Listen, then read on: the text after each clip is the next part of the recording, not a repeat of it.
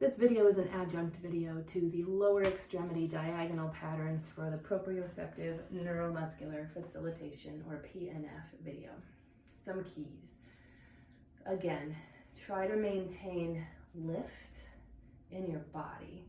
Trying to keep your pelvis, the bones here, where your legs plug in, pretty stable.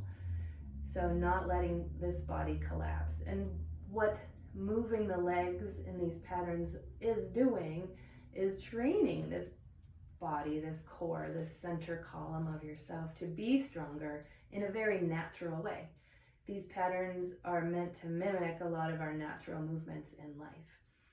We don't walk around and do them to this extreme all the time, but we do pass through these diagonals on a regular basis. So being very careful when you're doing the exercise, the standing leg is telescoping out. The leg bone is coming out of the hip socket, reaching down into the floor to give you nice and stable.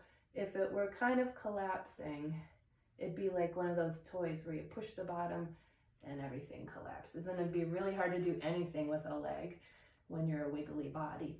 So staying nice and lifted, nice and long through that leg. Use a fingertip if you need to on something for balance. As you lift your leg in whatever diagonal you're going to do, the leg grows out of the socket, grows long through all of its parts, the toes out of the foot out of the ankle, the lower leg out of the knee, the upper leg out of the hip. Same thing as it goes in the opposite direction. It grows and your pelvis goes in the opposite direction. If I'm reaching my leg back and down and over, I want my pelvis to kind of reach in the opposite direction to hold me nice and still and stabilize me.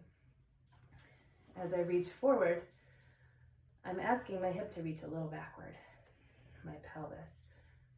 As it turns out, I'm trying to keep this from taking me with it. I don't want to go completely with it. I want to oppose it. I want to go in the opposite direction. And I could turn that into an interesting movement if I wanted to. Think opposites, think stability, think long.